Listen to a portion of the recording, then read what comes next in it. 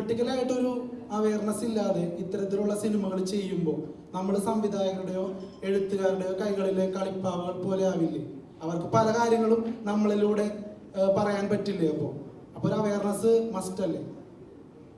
എനിക്ക് തോന്നുന്നു ഒരു കോമൺ സെൻസ് ഉണ്ടെങ്കിൽ നമുക്കത് മറികടക്കാൻ തോന്നുന്നു. അങ്ങനെ ഒരു കളിപ്പാവയാവാൻ പറ്റില്ലല്ലോ. നമ്മൾ വാർത്തകളും കാര്യങ്ങളെല്ലാം നമ്മൾ കാണുന്നുണ്ട്. എനിക്ക് ബേസിക്കലി എൻ്റർടൈൻമെൻറ്റ് അല്ലെങ്കിൽ സിനിമ അതിലാണ് എൻ്റെ ഫുൾ ഫോക്കസ് ഉള്ളത്. ഒരു പാർട്ടിയോട് താല്പര്യക്കുറവോ അങ്ങനെയൊന്നുമില്ല.